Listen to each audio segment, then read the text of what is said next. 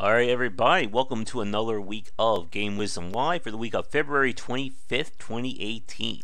February has flown by, it feels like. Feels like we just got started and now we're heading into March. But this last week has certainly been a bit of a whirlwind. Hey, Getter, thanks for coming on. Last week, of course, we didn't do it because I was still feeling sick, or I should say a second sickness. At this point, I'm about like 90-95% of the way there. I just still have this annoying cough that seems to pop up from time to time. But this last week has certainly been interesting in terms of AAA purchases and games to try out for the channel. So first off, if you missed the news, I have a new little device here that we can spotlight games and for reviews. Oh, you can even see the reflection from Nintendo Switch here. So the first game that I've been playing has been The Legend of Zelda Breath of the Wild, and I am being floored by just how different this game is. We also got a chance to check out Resident Evil 7 earlier this week. I went through the entire game on normal, did the DLC, punched lots of molded, repaired lots of amputated limbs with water, it looked like. Oh, that's good. Yeah, exactly. That will be our next game to look at. Shaq Fu The Return. But if you guys want to see a play on Madhouse difficulty of Resident Evil 7, let me know because I'm very curious to show that off. What they do in the game is they completely move all the items and enemies around. So the normal path through doesn't work anymore. Like, one of the examples that's crazy is there's a part in the first quarter of the game where you have to go upstairs to the bathroom to get a puzzle object, and then Jack shows up and fights you. But what you can do in this one is spend your antique coins to get a key early that lets you get the shotgun. But the second you get that key, Jack just comes right into the room and basically goes, "Hey, Kool-Aid" on you. And then during that play, I was like, okay, let me just run through the door. I know he's not going to follow me. I run right through, head to the safe room, and a four-legged molded comes literally right around the corner, does its like double claw swipe, and just wrecks me. And there goes the entire save right there. But very interesting to play the game at that level. After starting it, I decided to load up the GDC play, or not GDC, the Games Done Quick speedrun that they did on Madhouse, and that was impressive. Hey, Ether. And as people are showing up, unfortunately, you may be noticing that there is no one in the corner up there, and hopefully I'm pointing in the right direction. But Rob, unfortunately, is not feeling well. And because we missed last week, we are going to do it with just one host today. I did finally hear back from other Josh, so hopefully we'll be able to chat real soon. Maybe get him on for either a recording or a live talk. But, what was I about to say? So, played Resident Evil 7. I did get a press key for Assassin's Creed Origins, and I'm finding that one to be a little bit of a mixed bag. This is the one that is them trying to shift everything around. Combat is more intimate and third person rather than the 360 combat system of previous games. There's now leveling up. It's very weird to fight Egyptian guards and soldiers who have levels above their head, and the UI is really all over the place. And I think it's very interesting to compare the UI design of Origins to the UI design of Breath of the Wild.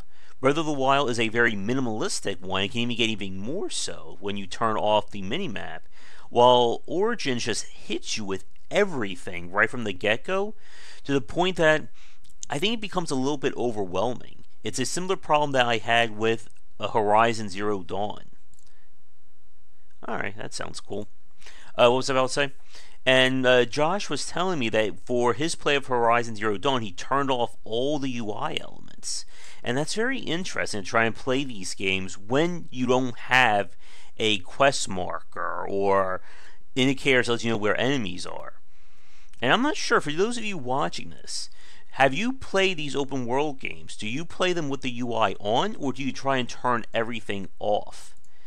Because I could see things working both ways. For instance, with Breath of the Wild, I am not turning off my minimap. I'm leaving that thing on at all times for all the little markers I've set up in pins. Hey, Alberto, how are you doing?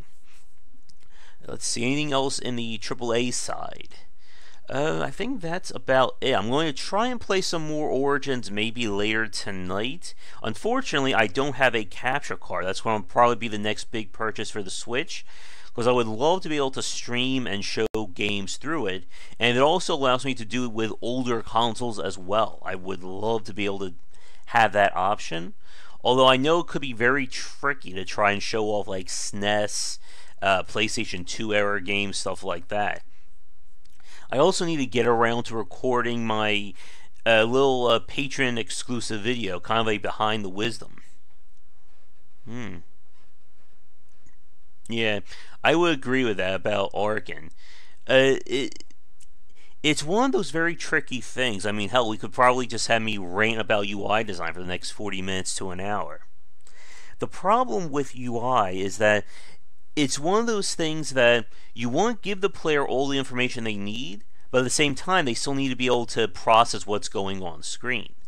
It's why a lot of developers, or why it's very tricky to do stuff like what we call the internal UI, or the, I forget what the exact term we use for it, but it's a UI where everything is built into the game space, where instead of having a health bar when I get hurt, the screen flashes red, or instead of having an ammo counter, I look at my gun and it shows me the exact bullets. Stuff like in Condemned, Dead Space, even something, ooh, excuse me, with Resident Evil 7, that it keeps the UI very minimalistic. Yeah, Soldak is another one that can be a little bit hard. And the problem is that UI design takes a lot of work to get it just right, because you're kind of playing psychologist trying to figure out, okay, what elements do I need where? Where is the player's eye going to catch? Someone made a really good point when we were playing the game Attack of the Earthlings, which I'm going to have to pull up my camera.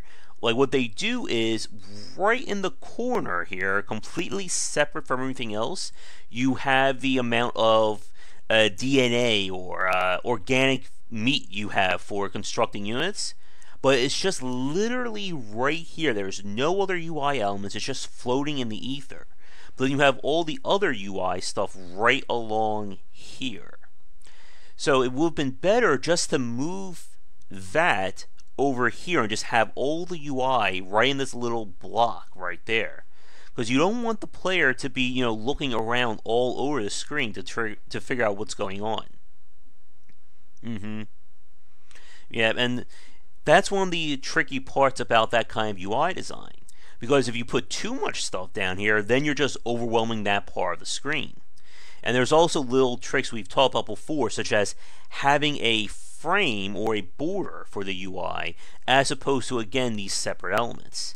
Now, with Arkin and Soldak, they go for, like, you have, like, the little frame down here. Unfortunately, you can't see with the chat, but my hand's over there. But then you have stuff, over here, then over there. And it's one of those elements that you can look at good UI, such as stuff we see from Blizzard, even stuff like the Dark Souls UI, but it's very hard to put a finger on why it works. In earlier Dissecting Design, I talked about Odalis, the Dark Hall, and one of the things I loved was that the UI was framed like this. So the elements are on the left and right side, like basically where my hands are. So the game is framed with I think that's a vertical framing, and it works because it allows you to see everything on the screen, and you're still to get the view from above and below instead of that being blocked, as we saw with a lot of classic NES games. And it's very, like, when it comes to these kinds of games, it's hard when you're trying to have new people, or when you're trying to get the experience of a new player versus an experienced one. Like, experienced player, they know all the tricks. They know how everything is supposed to work, and they've gotten used to it. But the new player, it's hard to associate, are they having trouble because they're new, or are they having trouble because the UI isn't that good? Yeah, Starred Rogue. If you want to see some craziness, Ether, you should check out The Last Federation. That's one that is very crazy for the UI. Or even AI Wars had, you had this huge thing on the right hand side, you had the whole info pane along the bottom. And one of my favorite UIs, and I've talked about this before, was Rise of Nations, because I really loved how everything was framed, but it also gave you the information that you needed, and you could ask for more. Yeah, and that's always true as well, Ether, because it's very easy to build a UI for a platformer or a first-person shooter. Try building one for like Civilization or XCOM or, heaven forbid, Crusader Kings and Stellaris. It's a far different and harder picture.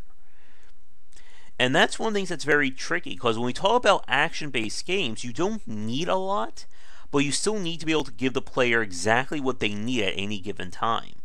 Imagine playing Dark Souls and they don't tell you what your stamina meter is. I mean, it would be a whole lot harder to play that game. Imagine if you just had to go by winging it. Basically work the screen. Yeah. And again, it's very hard to do it justice. I mean, I guess here's a question for you folks watching. While I take a sip of water in a second, do you find the Soulsborne UI to be accessible or not? Because I would say it is. As I quickly sip some water.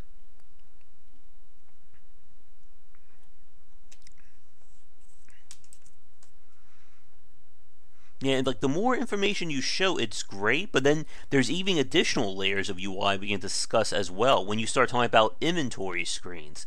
Going back to what you guys were talking about with Soldak a few minutes ago, they just hit you over the head with a lot of screens. You have the main screen, you have the inventory screen, there's a character relationship screen, there's a clan screen, there's a settlement management screen, there's a separate inventory for each one of your characters screen. Yeah. With a button, yeah, that's another good point, El Gordo, that they keep things minimalistic, but then there's a button that pops it up. Or you have a dynamic UI, where the UI will only show relevant information as to what's going on right now. So, I don't need a health bar if I'm not in combat, or if I'm not being hit. I don't need, ammo. But let's say we get into a fight, then that stuff pops up. Very similar to City Skylines, where I don't need to see, education, fire, health, and all that, but when I click on building a firehouse or building fire-related stuff, it will pop up on the screen the infographic of how my city's doing with fire safety, or who's being covered through education, and so on. Yeah. I would agree too, Ether. Like I said, that the Souls games does a good job of giving you what you need, and then just keeping everything else off. And it does that thing, again, that it frames the thing. So, where the chat window is right now, is where your hotkeys are. Up here is your health. Down over here, I think there's nothing. Yeah, and that'll be true. Like, it's always good to have, like, a button, but then you worry about having too many buttons in your game.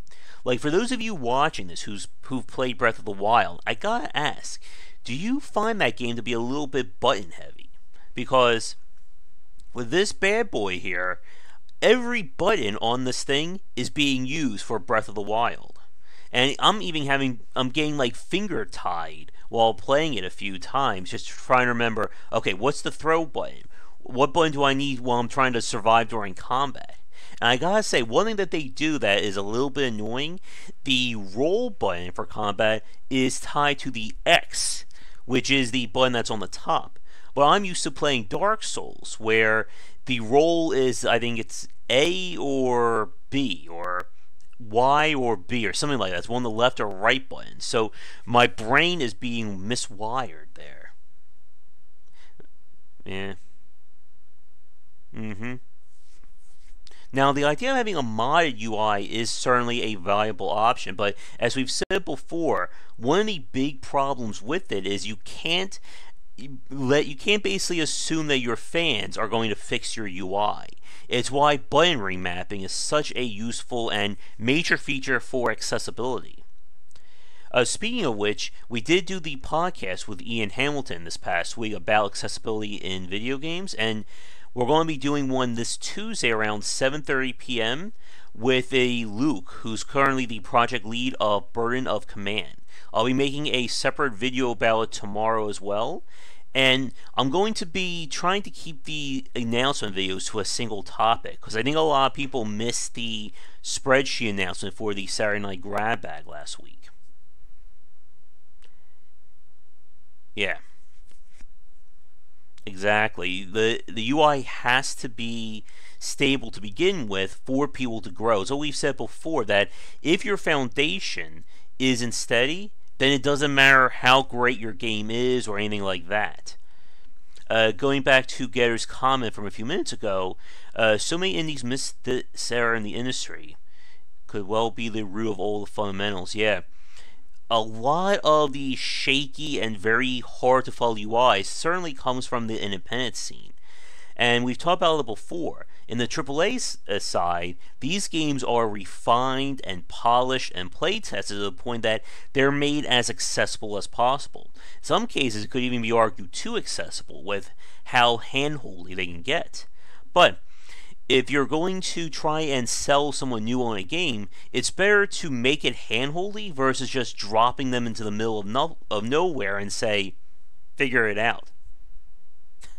I know, that's very interesting that it takes place in that universe, but it has like no real relation. Although maybe if they saw well enough, they could have done more combining of things.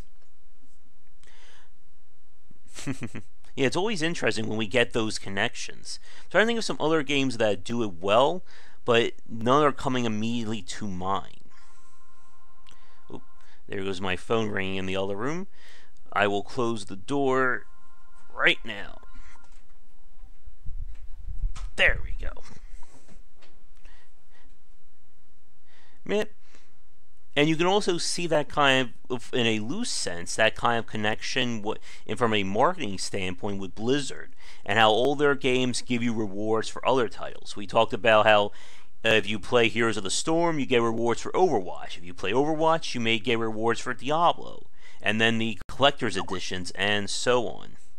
Oh, getting a pop-up on Skype here.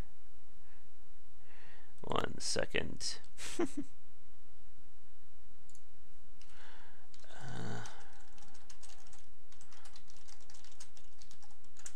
Sorry, I tell them that I'm doing my live thing right now. There we go. Yep. Oh, Getter, don't get me in trouble with the Blizzard fans. Blizzard, when it was just all the games each being as good. Oh, my goodness. I heard they're patching Warcraft 3. Was that in the news this week? That they're trying to make it so it's going to be brought back, or they're doing tournament play. Let's see. So there's an update, now boasts 24 player servers. I'm sure they're going to make that free at some point too.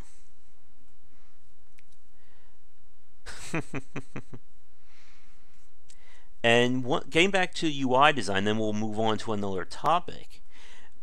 It's one of those things that every game requires its own real thought on UI. Like, you can't just borrow or completely borrow someone else's UI and make it your own.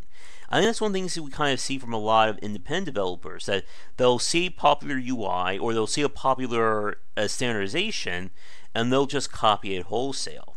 Now, here's a question for you folks. I may piss off some independent developers, but what do you think about UIs like we've seen with games like Mid Boss or that Tanglewood? I think that's what it's called.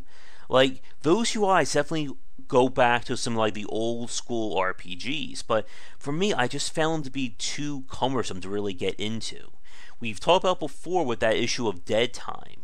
And one of the things that drives me nuts is when I'm constantly having to flip between the UI or flip between menus to try and figure out what's going on, instead of having that information presented right on the main screen. And again, it's a catch-22. The more information you put on the main screen, you can also run the risk of alienating people or just outright confusing them. And we said before, UI design is that combination of art and design. So you just can't have a designer do it, and you can't just have a artist make it. You need someone who can handle both. Not Tanglewood. Let me see. Oh, I'm sorry, Tangle Deep. That's the one. It was the roguelike that was released. Oh, it was released on my birthday this year too. How's that for a coincidence? Hopefully you didn't hear that too much slurping there. And with Tangle Deep, it pretty much plays like a 16-bit roguelike. But again, I didn't grow up playing those games, so it's very hard for me to appreciate that. Wait. Tanglewood, the new Genesis game coming? Wait, isn't there another game called Tanglewood? Huh. I was sure there was another game called Tangle something. It was there was that game that you had to like climb like a mountain and you're moving like seeds around, and they had to do a difficulty patch for it, something like that. And it's very hard when everyone starts using similar names. There's a game I was just talking about. I was playing Avernum 3, and I have a game called Avion right next to Avernum, and they both have 3 in their title, and it was confusing me for a second. Let's see. Anything else for UI design? I think that's about it. Let me just see what's going on here. I think that's good. Oh, before I forget, we did get another Patreon donation just for the end of February. We're now up to, I believe, 20 patrons and less than $100 away from our $200 goal, which I'm thinking I may move things around. Maybe put the multiplayer game night for $200 for March, and I'll have to update the thank you page come March, like 1st or 2nd, when the Patreon donations get updated and sent over. But while we're moving from another topic, I did hear back from the radio station that's been posting my podcast, and they are really enjoying it. They've used 5 of the 6 that I've sent over, and they want more, so that's great. But I'm still having trouble getting into some of these local libraries. I think part of the problem is either A, they don't have the money for it, or B, they're just not interested in game design or video game programs. So it's been kind of an uphill battle. I'm also going to be spending March working on my Ready Player One presentation I'm going to be putting together for April and May, along, of course, with the ebook. And I got to add a few more podcasts for radio. I actually heard myself this past Friday. It's on the station 92.9. But it's pretty much local to Germantown, PA, and the neighboring area. So for the international people watching this, I don't think you're going to be able to hear me on the radio. Although I think you may be able to listen to it on their website. But they're broadcasting me Thursdays at midnight and Fridays from 3 to 4. Yeah, what I need to do, I think, is Audacity has a plugin, like a third-party plugin that opens it up to allow you to literally drop MP4s in, and then it extracts the audio and turns into an MP3. But I need to download that plugin to get it to work. Unless anyone can think of or knows of a program that does it automatically or an easier way. But yeah, what I'm going to have to do is probably start doing that, because I run the risk of degrading the quality of the stream when I'm streaming, broadcasting, or I'm sorry, streaming and then also recording the audio at the same time. It can make things a little bit tricky. I actually don't know how the one I did with Brian Gilbert, how that one turned out, because I recorded that at the same time I was broadcasting it. But yeah, that's one, the FFmpeg extension that they were talking about on their help page. So I may just download that, put it in, and see how that works. Because with a lot more of the focus on the live streaming and the live casting, it's going to be hard to get developers for a straight recording. Although there are a few who do prefer that. Do I have a playlist of all the games? Yes, I do. If you look at the playlist for game spotlights, that holds all the first looks. Yeah, I'm going to have to download that one then. I think I just need that one because I think there's 2 extensions. I'll have to check Audacity later tonight. But yeah, if you want to look at all the games for the first looks or slash reviews, they are the Game Spotlight playlist on the channel. That is basically where I put everything. I used to have separate ones for reviews and the first looks, but I figure it'll just be easier to consolidate it and keep that front page from just being like 20 different playlists. But I may have to move things around though. For those of you watching this, I live recorded. Any suggestions regarding how things are organized on the YouTube page, I would definitely appreciate it. Let me see. Anything else? So the radio. Oh, I did send an email to my local NPR affiliate, which for around here it's WHYY. But I think I'm going to give them a call tomorrow and see if I can talk to someone, because I would love to get these on NPR, because I think that would certainly be a huge boost towards the audience. And also, for those of you watching this, if you missed the announcement, for anyone who donates, I think $12 or more to the Patreon, there's no longer a limit on coming on for the guest critical thoughts. So if you'd like to hang out with me and discuss a game design topic for like 30 minutes to an hour, I'm certainly free. Will also help because I can get more ideas for topics to discuss. Because I need to record a few more over this week. I think I have one waiting in the wings. Let me see. Do I have one that's ready? I don't know. I've been recording and editing videos so much that I've lost count of how much we have to do. That was one that was just holding up. I'm also filling up my hard drive with videos and thumbnail art I've been making too. I'll do some spring cleaning on that very shortly. Let's see. Anything else for topics regarding UI design or what's been happening? I think that's it for that part. Oh, here's something that I want to bring up. I figure we'll go for maybe another 20 minutes, maybe 30 minutes. Again, it's hard to know how interesting just myself is. Do I back up the completed videos? Do you mean the streams, or are you talking about a different set of videos, Ether? Oh, speaking about questions, someone invited me to a website. What was it? AMA feed, where you basically just host Ask Me Anythings. So, would you guys be interested in me trying to set up a Game Wisdom AMA at some point? Maybe either make it Patreon or just make it general. The spotlights and Let's Plays. Once I have them up on YouTube, I do delete the hard drive versions of them just to free up that space. But I basically try to get everything set up here on the channel. There's also a lot of videos and streams archived that I haven't had a chance to get to, including the recent Resident Evil 7 play, the Avernum 3. I think I need to upload or set up the one we did for War Tile like 2 weeks ago. That's how backed up we are in terms of videos. I've been trying, for those of you who are new, I try to keep to only like 2 to 4 videos posted a day, so I'm not overwhelming people with videos, because I know there's people who, upload 10 to 15 videos on a day-to-day basis. I think that would just be too much, especially with the kind of content I put out. I think that would just overwhelm a lot of people.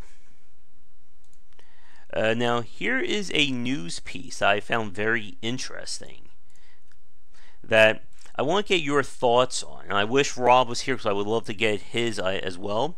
But there's a piece in Gamasutra, at DICE 2018.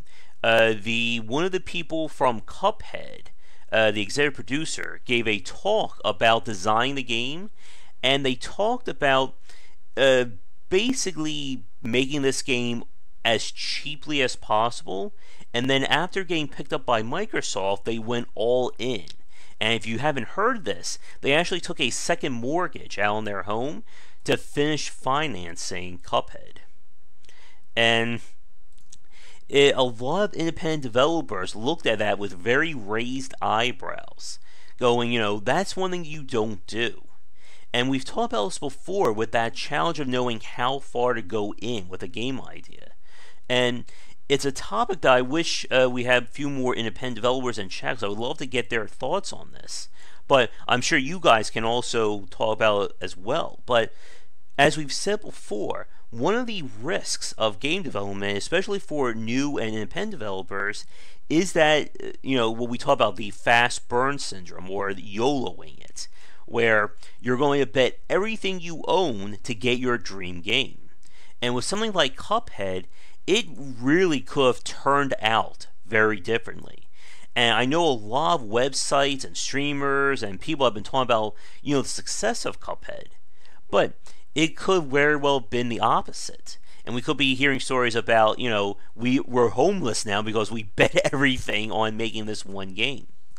And it's very hard to know, again, how far you can go, and do you want to do that? Now, with them, they got the backing from Microsoft, and at that point, that's different.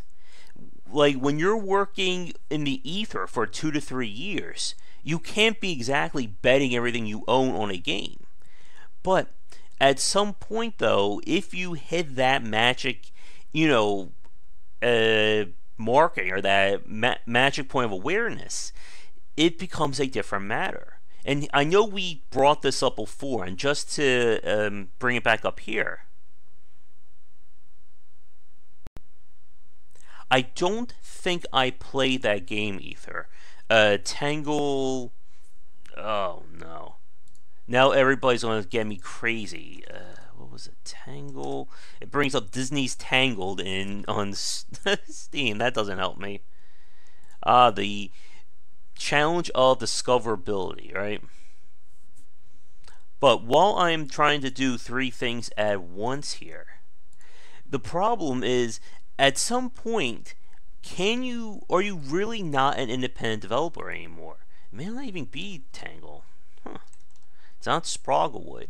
But like with Studio MDHR, or even with Hello Games and No Man's Sky, even though those teams didn't change dramatically over development, it's a different story when you're working by yourself versus Microsoft or Sony or somebody, supporting you.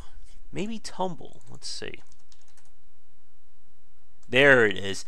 Tumble Seed. That's the game. There we go. Well, we solved that little mystery.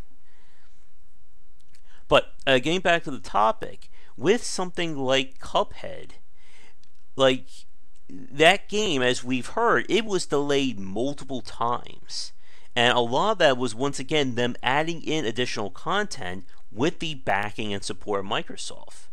But did that help or add to the game? Like, if they would have just released a game as nothing but boss battles, would it have been praised as much? And that's the chicken and the egg scenario of game design. Do you release a game, or is a game going to sell well because it's good enough, or because the quality is there, or is it selling good enough because of the marketing around it and it just so happens to be a good game? Yeah. And that's exactly, Getter. That whole scenario with Microsoft coming in and supporting Cuphead, you do not build a financial plan on having a publisher come in and fit the bill. We've seen developers try and do that. They either make a Kickstarter or they do an early access game with the intent of just getting a stable build and then taking that to publishers. But you can't risk a game's development on that. As a quick preview, I'm going to be doing a Game of Ill Repute piece for next Monday, and I want to look at Space-Based DF9. And that is that's a similar scenario.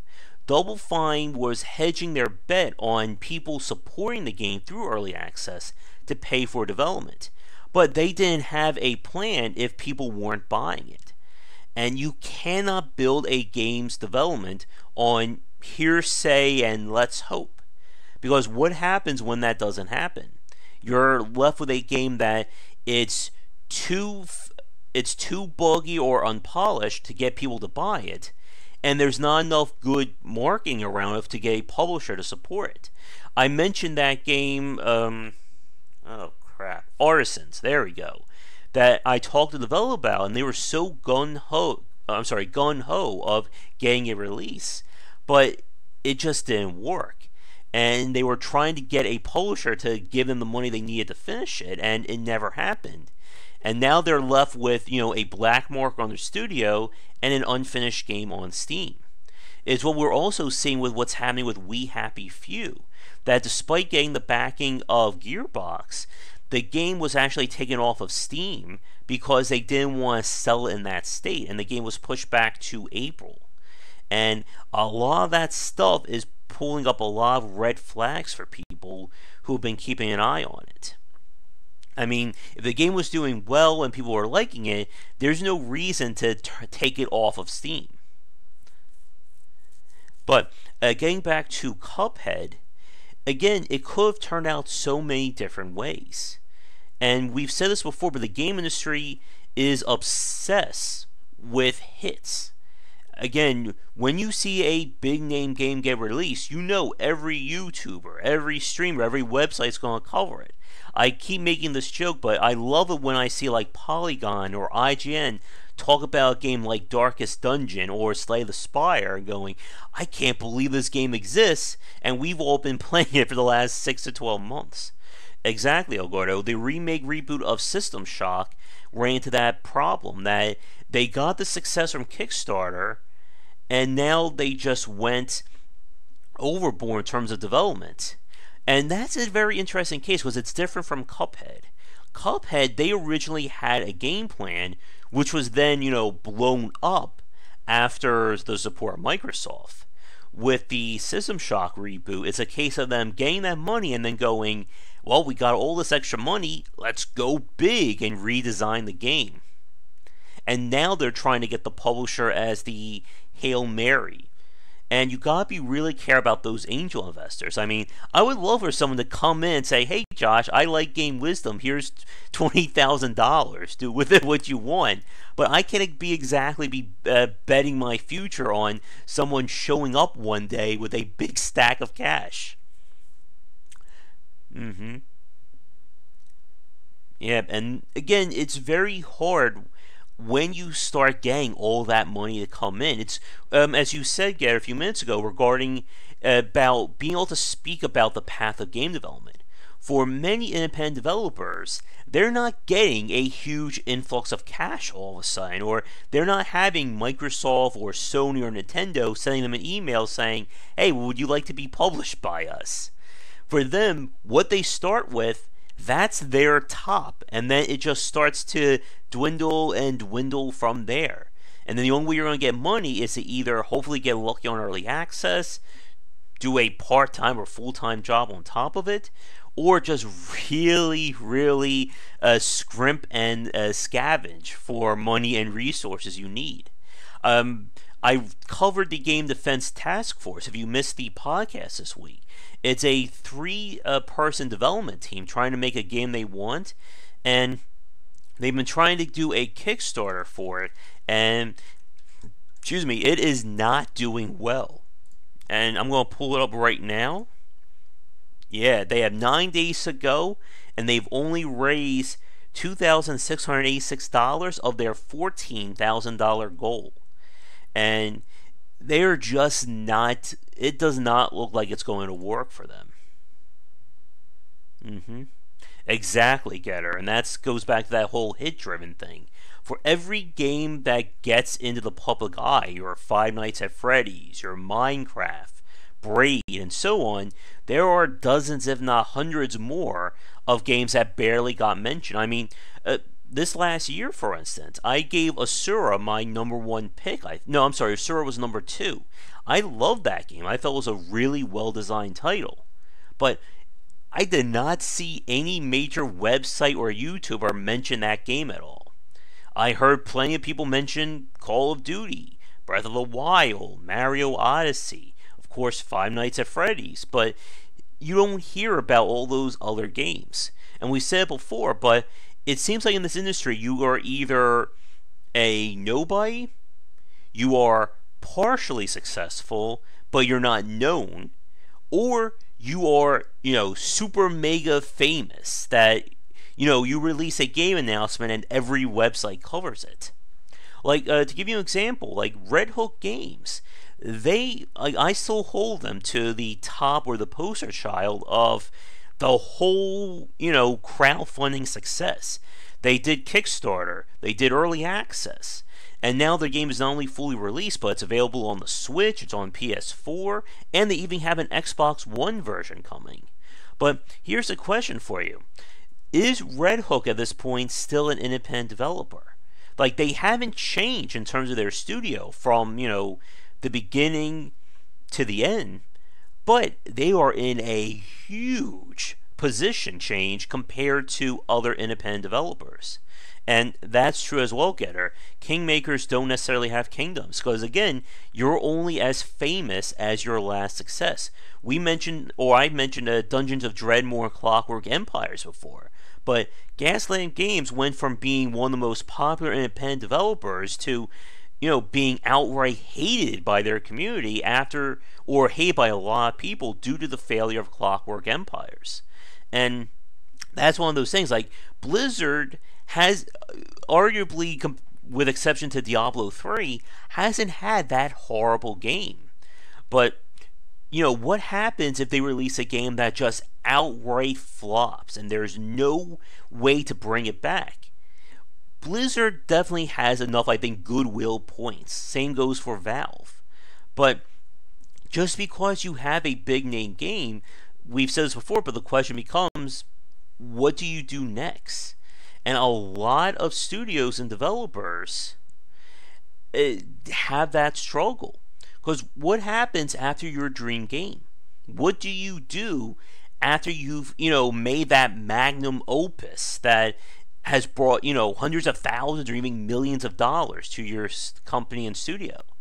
We saw this with, what's his, Marcus, I always forget his name, Mojang, the developer of Minecraft, and how they followed up Minecraft with that game Scrolls, and Scrolls didn't do anywhere near as good as that game. And I think it's even been taken off. As a very interesting point, Getter, I just sent the developer, Sunset Games, an email about wanting to get them on for a podcast, and I really hope they respond, because I want to talk to them about FTL and Into the Breach. I also put a request in to get a press key for that as well, because I want to try that game out. But yeah, like, FTL is a really good example that game, I know it was Kickstarter, and they got more than what they were looking for from that Kickstarter. And they still kept within their confines of what they wanted. I wonder if I can even still search for it. Let's see. Oh yeah, it's still here. But FTL, they were only asking for, here it is, $10,000, and they raised an extra $190,000. Now, obviously, with taxes and the Kickstarter fees, they didn't walk away with $200,000, but they certainly got more than what they needed. But they still said, we were going to keep to our original plan. The same thing with BattleTech and Harebrained Schemes. When I spoke with one of their co-founders, they said they have a strict plan. They know the beginning, they know the end. And their budget from Kickstarter is exactly what they're going to put it towards. And if you give them more money, they're not going to add more to it. They're going to use that money kind of as a buffer in case things run long. And as anyone who talked to a developer knows, your original forecast when a game is going to be done is never going to be that. It's always going to run longer. And jeez, yeah, they got so much money and they were still smart about it. And again, with something like FTL, they could have spent an additional year or two adding more to that game. It could have, and this is the point though, and it's the big problem. They could have done all that, and they could have ended up with an even better game than what the original FTL was. But conversely, they could have ended up with a major flop. Something that was just, out of control, the kitchen sink approach, and they could have wasted all that money. And you have to be really careful in terms of how much you add. But again, with how things are hit driven, you're always going to have that thought in your head as to what if I add another level? What if we add a brand new system? Could it make this game 2 times, 5 times, 10 times better? Could it get me noticed by Total Biscuit? Could IGN or Kotaku pick up this game because of this amazing new mechanic? Or I could waste the next year or two of my life and who knows how much money, and nobody wants it. Yep, and that's true as well, Getter. Like, we've seen so many games trying to copy that FTL formula. Bounty Train, there is a sea-based game. There are many more out there. And it's, again, this goes back to what you were saying regarding UI design. That a lot of people will just copy the surface layer of why something works without understanding why. It's the difference, like what we talked about with the Surge versus Dark Souls or Bloodborne. Yes, it feels like Dark Souls, it plays like Dark Souls, but it's not the same. But again, I'm sure we could also argue that just doing a one-for-one copy doesn't work as well. Like, you have to put your own individual spin or take on it. But the problem, though, is how much do you do that before you get away from that core concept? Like, the Metroidvania genre is another good example. There are dozens and dozens and dozens of independent Metroidvania games. But there are plenty of games that call themselves Metroidvania without understanding what makes that work. For instance, we love games like Aquaria, Hollow Knight, which at some point I think that will probably be another Let's Play for the stream once they release that third piece of DLC. But there are plenty of games that just say, oh, you get a double jump, now you're a Metroidvania. Yep. And again, we could even talk about something like Duke Nukem Forever, where it was famously known that the lead designer that just kept saying, oh, someone just did this, let's add it to our game. Oh, there's a new engine, let's completely change our game's engine. Oh, goodness, Ether, you had to ask that question. For me, a Metroidvania is a game that introduces new mechanics or elements that change how the game is played from beginning to middle to end.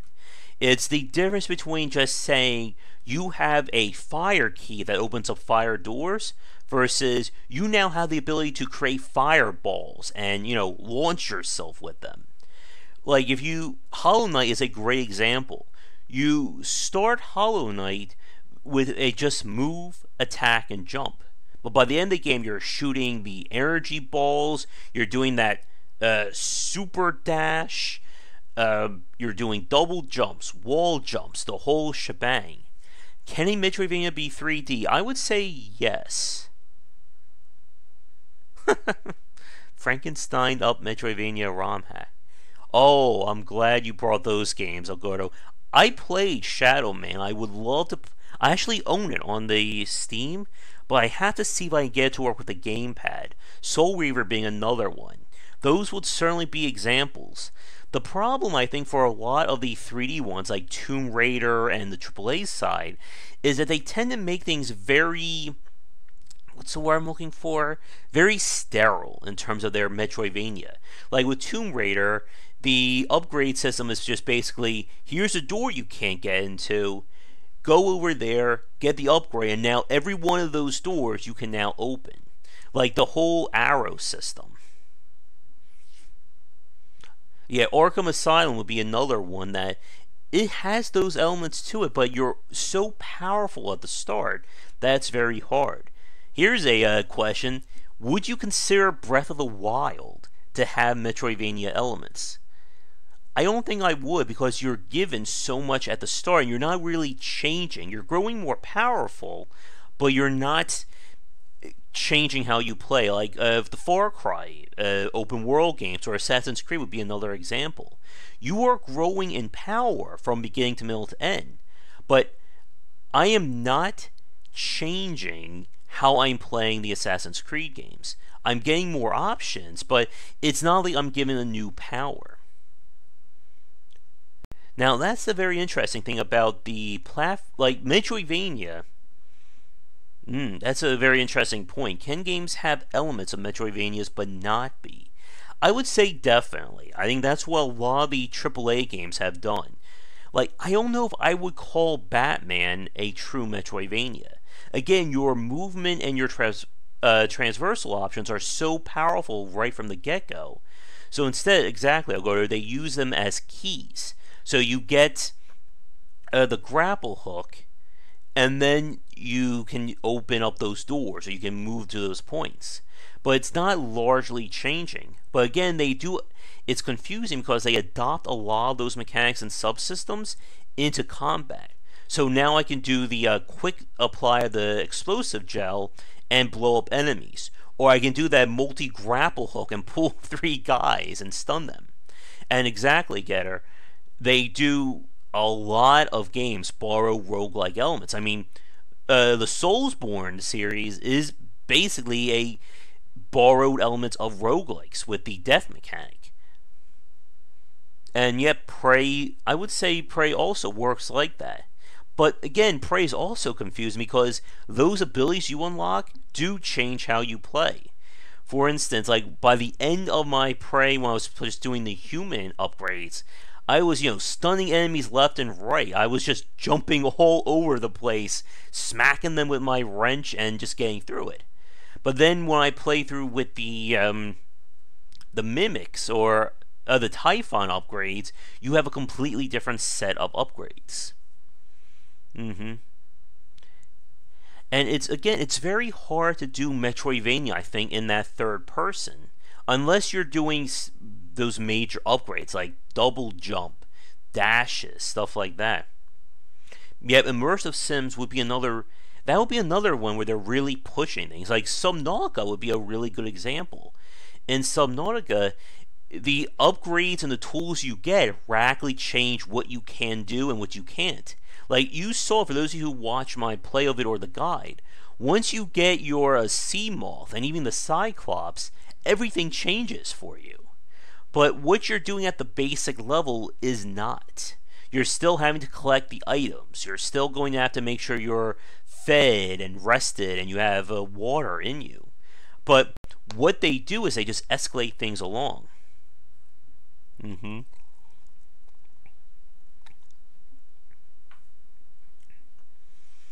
But yeah, I think the immersive sims, like when they do it like that, and those tools just radically change things, it does feel very loosely like Metroidvania. But I think that's always the rub. That again, there's a lot of games that make use of Metroidvania elements, but they're not really Metroidvanias. Again, like Tomb Raider, I wouldn't consider the Tomb Raider reboots or the Arkham games to be Metroidvanias, but they do have those options. One series I really like, as a quick tangent, one of the guys from Double Fine did this series where they play classic games with the developers who made them, and they talked all about the design and the work that went into them. They did it on The Lion King, they did it on Disney's Aladdin, I think a few other games, but I don't know if that series is still going on. But that was very fascinating. That's an interesting one. I think, it was either Polygon or Rock Paper Shotgun did an article on that. I don't think immersive sims are going to die anytime soon, but I think they're going to reach that point like other genres where the cream will rise to the top and a lot of the crappier games will just disappear. But we have seen those emergent elements. I mean, Breath of the Wild is a really great example of that, and how it really is an emergent game design with how all the options are put together to allow you to do these very interesting combinations. And hell, I have not found any of those. Yeah. There's going to be a lot of games. I mean, we've said this before, but every time a big name game gets popular, you know there's going to be at least a dozen games that are going to copy it. We saw it with Dark Souls. We saw it with Castlevania Symphony of the Night. Hell, we certainly have saw it with Minecraft and what we're seeing right now with PUBG. And as we've said before, you can't just copy the big name and expect to get successful. You just cannot catch up to them, and why should someone play your game when they can play that one? It's one of the reasons that led to the MMO crash of the mid-thousands.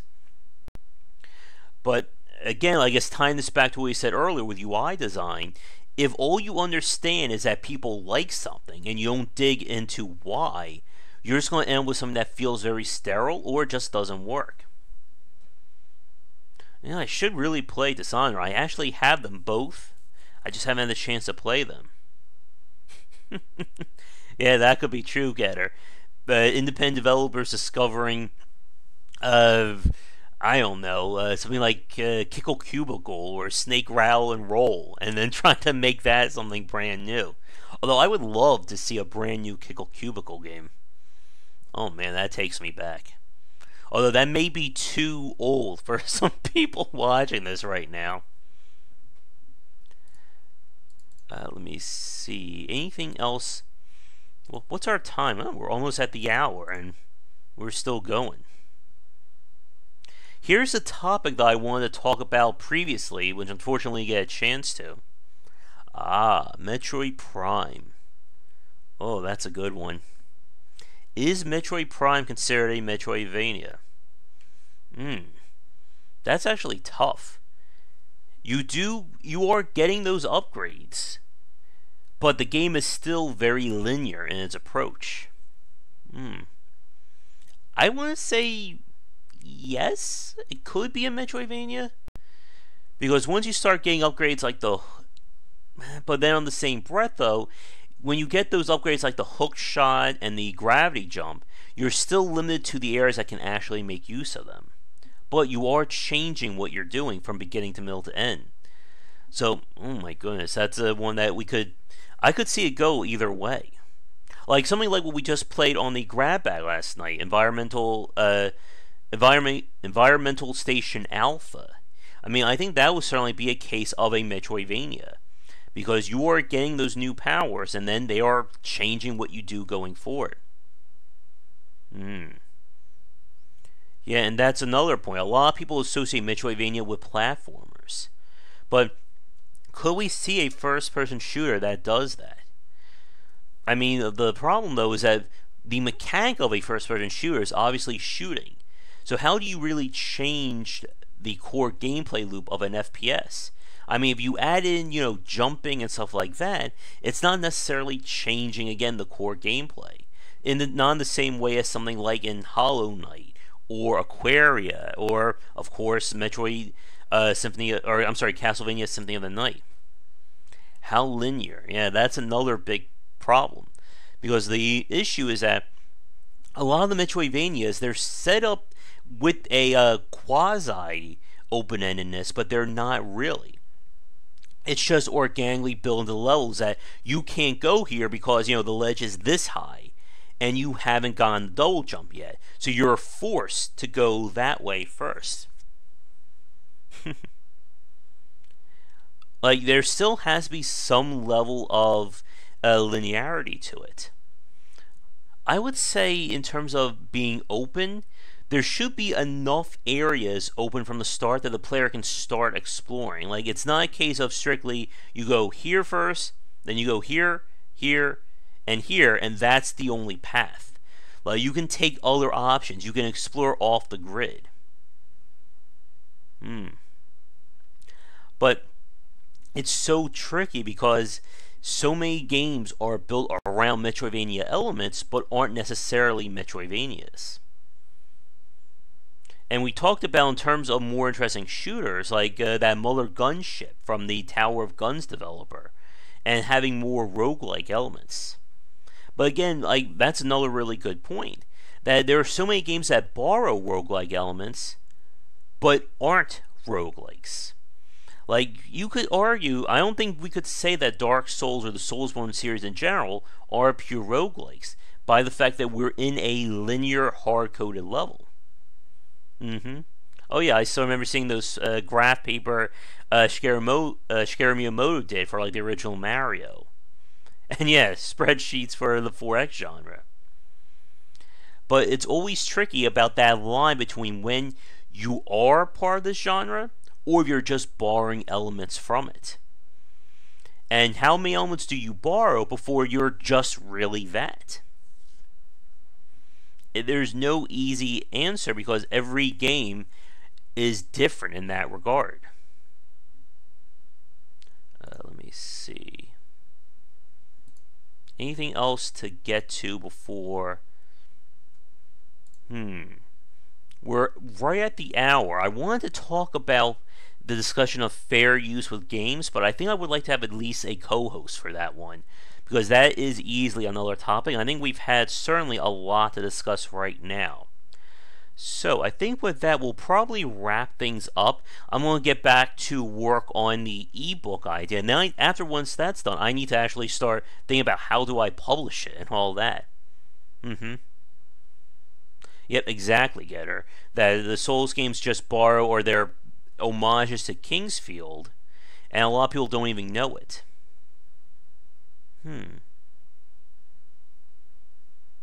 Oh, we got some questions in chat before we go. Oh, that's a good one. Let's see, a pinball Metroidvania hybrid. That actually gets to a point. I would love to see a horror game. And I guess here's a quick spoiler for tomorrow's Dissecting Design on Resident Evil 7, but I want to see a horror game that is nothing but the xenomorphs from Alien Isolation, as in nothing but alpha antagonists. And you have to figure out how to get around and fight them in the short term versus just walking around your shotgun and blasting them like that. Pinball Metroidvania. Oh, man. There was that game we talked to the developer about. Pinball Cadet, I think, that they're doing the Kickstarter for. That it sounds similar. There's also those. Excuse me. There's the Mario RPG, Mario Pinball Land, as well. But I would love. But yeah, like a Metroidvania. Oh, man. I remember Red Faction 2, or Red Faction Guerrillas, also did something similar with just fully destructible environments. And that also really gets into that emergent game design as well. Like, imagine playing a game where if the enemy has built a castle or encampment, you can literally destroy it. Or let's say you take a boulder and roll it downhill and destroy them. Oh, if you want to see something crazy for pinball, there is the game Odama for the Nintendo GameCube. If you've never seen that game, look up some videos on that one, because that is insane for what they were trying to do. I don't think it worked all the way, but that was Nintendo being, Nintendo weird. Question from Variable Cat. What would you want to see in more games? That's a tricky one. Because individual elements they're just never like enough. Like, it has to be the cohesive whole. Like, I want to see more games that really explore their mechanics. That's not just doing very simple stuff, but trying to extrapolate out as much as what you can do with them. Stuff like what we see from Zachtronics with his puzzle games, where they really are emergent design. Like, the less linear a game can be, I think the better. Like, obviously there has to be a set path, but the more the player can do, the more utility you can bring into the game, I think it will ultimately be better. Like, Asura itself would be another great example that, when I talked with Zane from it several times, he mentioned how they wanted to make a roguelike, but they also wanted action elements. And then it was them just figuring out how do we connect the dots there. And then they just decided, hey, let's make our skill tree procedurally generated. And it worked. But it takes a lot of work to be able to create a game that has that level. And hey, that's a perfect case in point. We're talking about Asura, Getter and I, and we love that game, but most people probably have no idea what we're talking about. Hopefully this will work in chat, because I guess it works for me because I'm the mod here. But that's Asura for the PC. And what they decided to do was build a procedurally generated skill tree into that game, and it worked. The same thing goes for like Renowned Explorers, International Society. That was a game made up of a lot of different elements that who knows if it was going to work or not. And that's always that risk. You never know when that crazy idea is going to be a game of the year, 100,000 copy or a million copy seller, or you're just wasting your time and nobody's going to like it. And we could easily talk about playtesting. I mean, that's another hour and a half discussion we could have. If you're new to the channel, look up the videos or the record talks I did with John Brieger. I think that was his name. We talked about the importance of playtesting and usability there.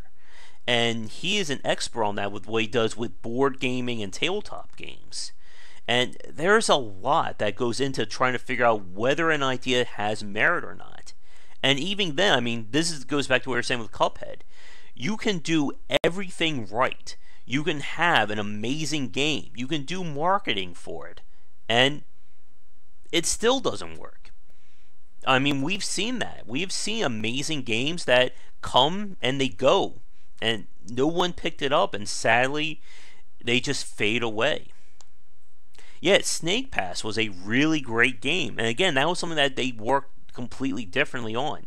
And I wish when Joe came on last week that he worked on Snake Pass, because I wanted to grill him on that game. But unfortunately, he wasn't part of that team. Yeah. And again, it's always tough to know, what you can and can't do. It's one of the things that I'm always interested in when I talk to independent developers about as to what's their game plan. What are they trying to achieve, and do they know what they can and can't do? When I spoke, if you listen to the podcast I just did with Takiri from ChillX on Defense Task Force, he talked about a lot of ideas as to what they want to do versus what they can actually do. The same thing when I talked to with my friend Trayvon Taylor, who's working on the game Bullock. I want to hear when a developer has that idea as to what they can do, and when they're smart enough to say, this idea, it's too big for this game.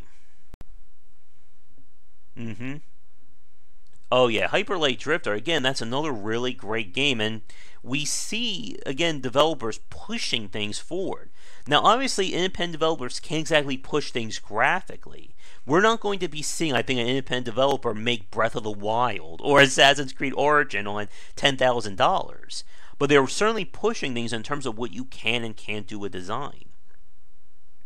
And again, sometimes the twist or the hook doesn't have to be this massive 10-year project. It can be as simple as saying, why don't we make a roguelike about cooking? Or a platformer where you teleport? Or a puzzle game about... here's one. I played this puzzle game on a Jump. It was about... you die, and then you use your corpses as part of the puzzle. So you stab your guys on the spikes, and then you jump on those guys as platforms. And I was thinking about doing more like those, like a mock or a pseudo grab bag of games play from Jump, just to show them off really quickly, since you don't need to download them other than the initial load. Because that might be something interesting to do, maybe like once a week or every few weeks, just like a indie game potluck spotlight.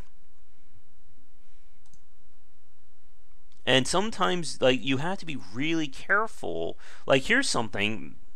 Again, we're throwing in more topics, but I was reading about Cultist Simulator, who they're being developed by the former lead on Sunless Sea and Fallen London. Where is it? Here it is. And how I'm really debating with myself to pick up that Perpetual Edition, because it's going to run out in 3 days. Because it gets you a Steam key and gets you everything else. Yep. I think that's a really good point there, Getter.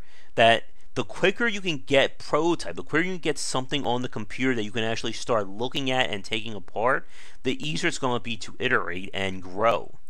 Because any developer worth their salt is not going to tell you that their first prototype was the perfect one. It takes a lot of work, and sometimes you may find something that you didn't know was a problem, or if you get in the hands of people, they may discover something that will make your game better. There's just so many examples. Like, if you talk to any independent developer and they go through early access or they go through playtesting, chances are something gets changed after that playtesting.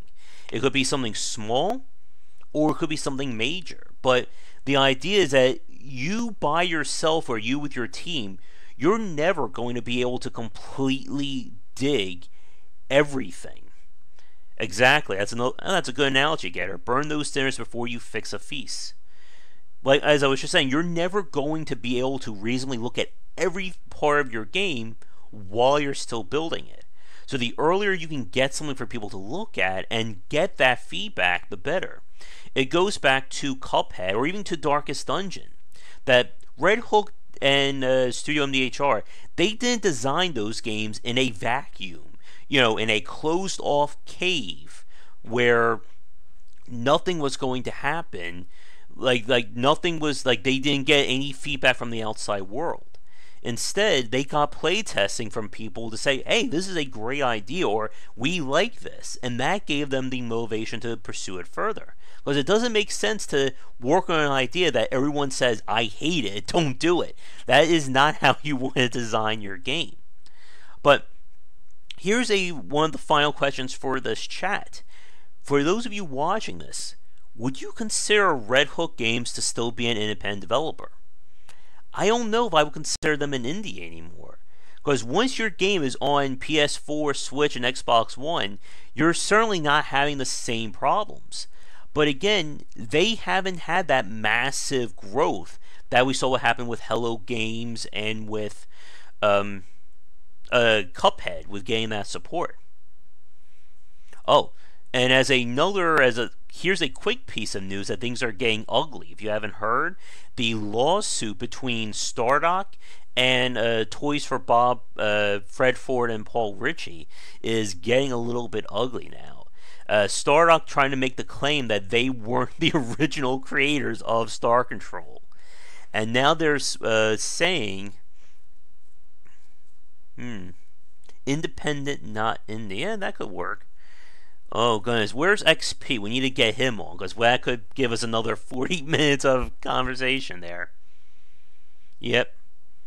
But to quickly wrap up my train of thought, it sounds like what they're saying is that Atari promised Stardock that they had the copyright or the IP holdings for Star Control, and they lied. And the original copyright is still held by Paul and Fred.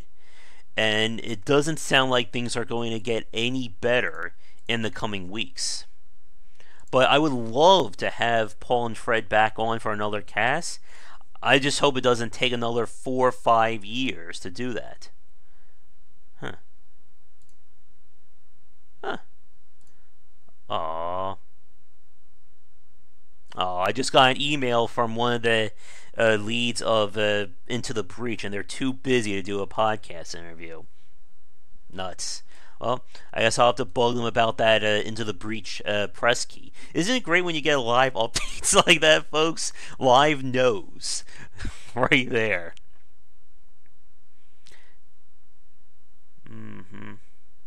Yeah, the Star Control thing.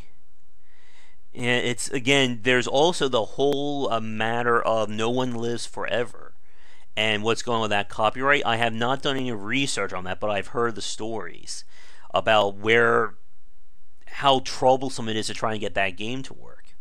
And there's also the news piece this week of the ESA arguing against providing protection for people using pirated or hack versions of MMOs or online games to keep them sustainable past the point of the developer supporting them.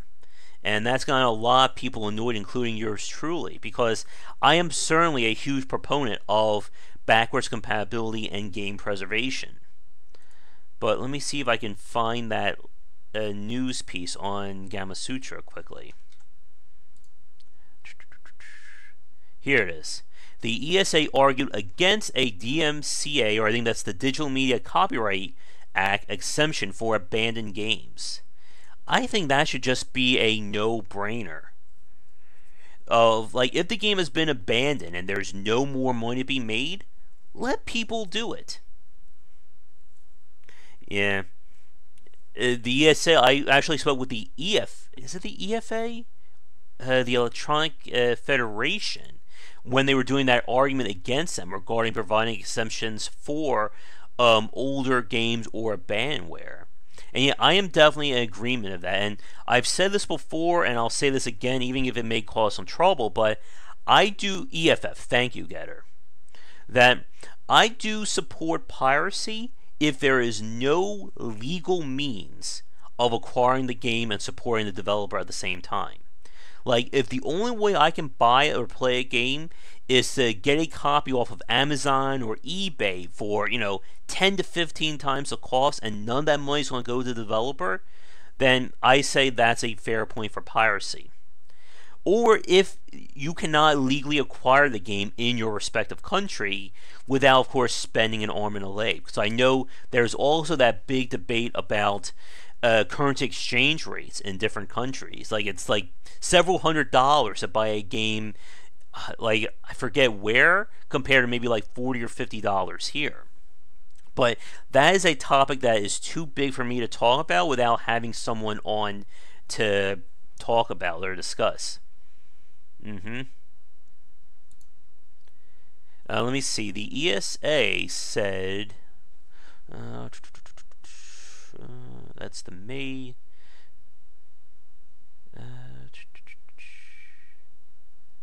oh, yeah. The ESA did not earn any friends with this quote. And let me read it really fast.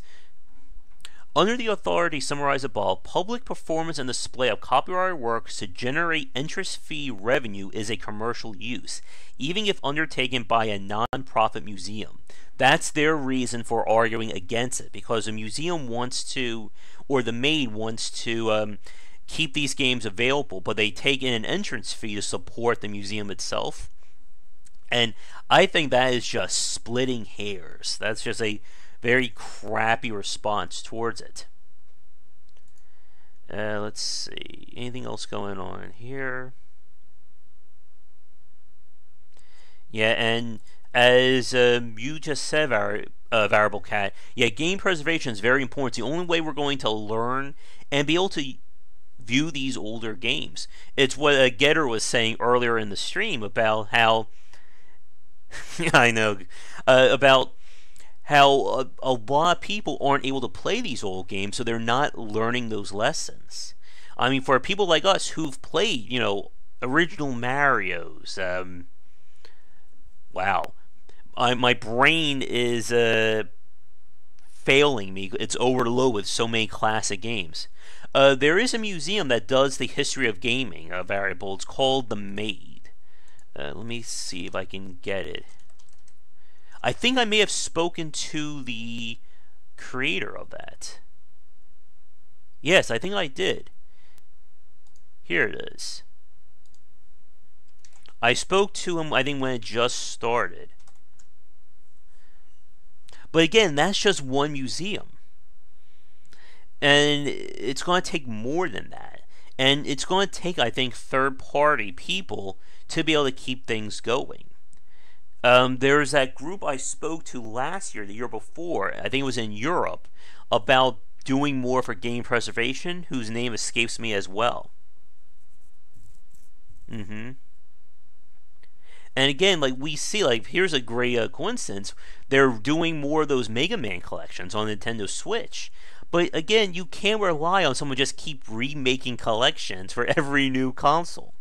I mean, look at the PlayStation 2 library. There are tons of games on there that I would love to play, but are not backwards compatible or not supported on the PlayStation 4. And I think what's going to happen are, like, here's my eye in the sky fantasy, that at some point hardware is just going to reach that end limit or that wall in terms of what they can do, and then at that point it's just going to be about just constantly supporting a single platform, and then it will become a lot easier to keep these games compatible and supported. Yeah, I would love, like, here's the thing, this is one of those push and pulls. I would love to stream some emulated and ROM games, like, especially like older games, like sort of what like the Mexican Runner does on his channel. But at the same time, though, it's hard for me to say that and say that I'm a supporter of the game industry when I'm playing emulated and cracked games on my channel. I'm pretty sure I just, wherever XP is right now, I may have just given him a chest pains when I just said that. There we go. I'm training for speedrunning. There. Perfect. Although I think the Mix and Run, he actually ran a few of those games. I saw the Contra play at GDQ and Battletoads. I can use research. That's how I also use on my taxes when I file for, I buy video games, it's for my business. But it actually works because I'm self-employed or partially self-employed by that. So it actually counts for me. But yeah, I have no idea how I'm going to find the time to finish playing Breath of the Wild. Because this is looking like it's going to be a good 40, 50 hour plus game. And I need clones. I need clones or duplicates or replicants or whatever you want to call them in order to play all these games.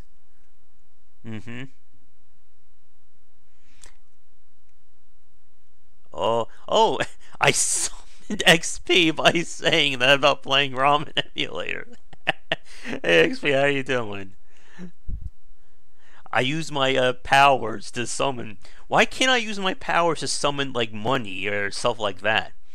Like, I've said this before, but I'm good at games that can't be played competitively. I'm amazing at Left 4 Dead and Payday. I'm horrible at Overwatch and Call of Duty.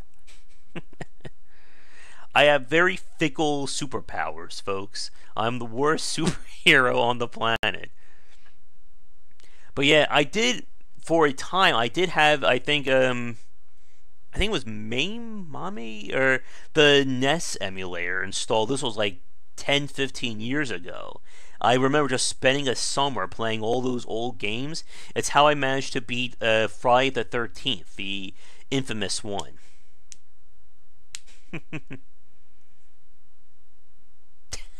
There we go. Wait, so does that mean that summoning XP is less complicated than summoning a sandwich? There has to be, we need a manual or a rule book for these superpowers. So I guess since you just came on XP, do you consider Red Hook Games to still be indie at this point, or do you think they've moved on past that, considering all their success? Sandwich has physical form near you. Exactly, Elgardo. From Mystery Men. Only turn invisible when he's not being seen. Or I think my superpower is I can do lots of work when nobody's around. When it's like late at night and everyone's asleep, that's when I do all the typing, the editing, the thumbnail art, and stuff like that.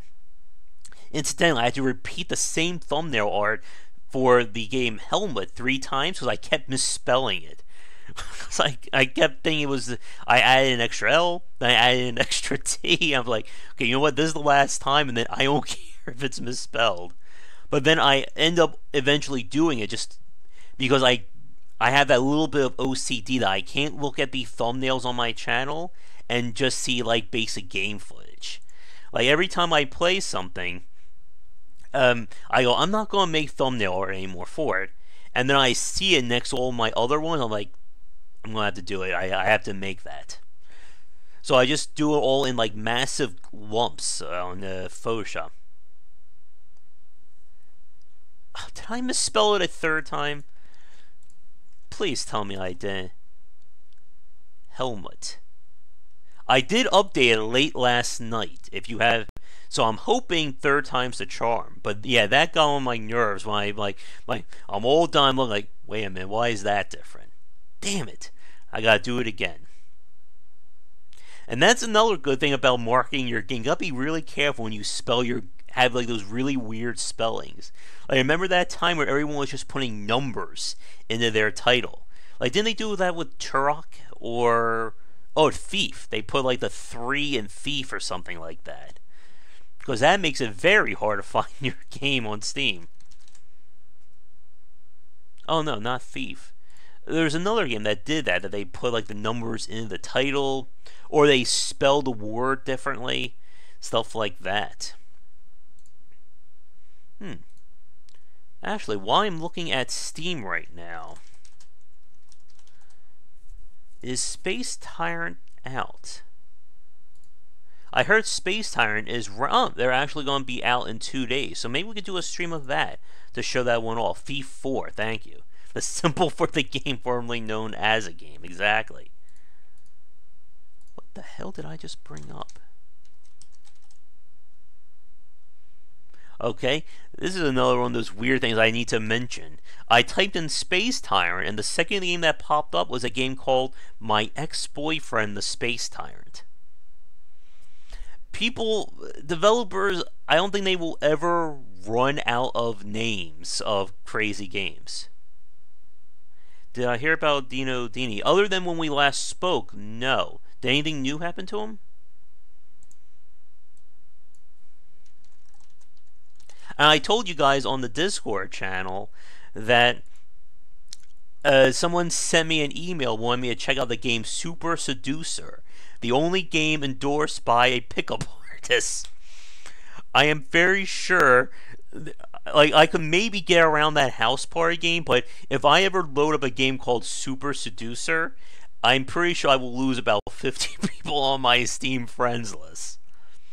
I'm sure that game has like 50, 60 achievements that all pop up at the same time, so there's no way to even hide if you play that game. Oh, let's see. Now, I'm not seeing anything new from here about Dino. But now I gotta send this person an email again to say about getting a press key for Into the Breach, because I definitely want to play that and maybe even stream some of it. Excuse me. Oh. That's interesting. Oh, I did send that woman, Lonnie, I forget her last name, an email or message about doing a podcast on the history of Atari after all the craziness with Nolan Bushnell. I haven't heard anything back, and I'm not sure if I will, but maybe we will.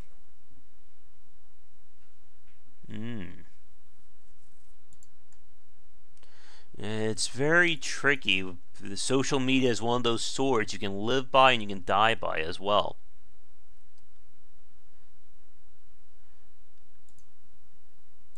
Let me see. Oh, and for you folks watching this live, I'll be making a video again about it tomorrow, but 7:30 p.m. EST live on Tuesday. That is the 27th. We're going to be doing a developer live cast with the Burden of Command project lead. He got in touch with me after my post on serious storytelling, and we're going to be discussing the game and what it means about writing it and designing a game like that. And that's going to be a very interesting topic, to say the least. He was just talking to me on Skype before we started the live stream here. Let's see. Man, we have certainly gone over. I can't believe wow, we were an hour and a half and it's just been me talking this whole time. Damn. I'm actually impressed I was able to keep things going. Because usually when it's just myself, it's a lot harder to carry these conversations. But we will be, I think, wrapping things up in the next few minutes. Again, we could easily talk for a few more hours here. But let me see. I would like to bring up that discussion on fair use, but I think we will. I know it is fun to talk about game design. I mean, hell, I've trying to make a living out of it. It is an amazing discussion. So yeah, I think an hour and a half is more than enough for our stream for today. I need to get some work done, and maybe we'll do that live stream tonight of either Space Tyrant or more Assassin's Creed Origins. But for you folks watching this live record, thank you so much for tuning in. If you would like to get access to our private Discord channel and get access to these recorded talks without ads, check out patreon.com/gwbicer to find out how. I will be back on later tonight for our regular streaming. Oh yeah, I did send. I finally got an email, or you post that email again for Vaganti, so hopefully I'll get that because I want to check that one out as well. But be sure to check back for daily discussions on game design here and on game wisdom, where we examine the art and science of games. And if you're watching this recorded, our live show goes up Sundays around 3 p.m. EST. Normally, I have a friend up there in the corner talking, but he wasn't feeling well this week. So that's going to do it for this week's Game Wisdom live show. Thanks again for tuning in, and thank you for anyone new watching. And I will see you guys next week for another chat, and throughout the week for our regular streams.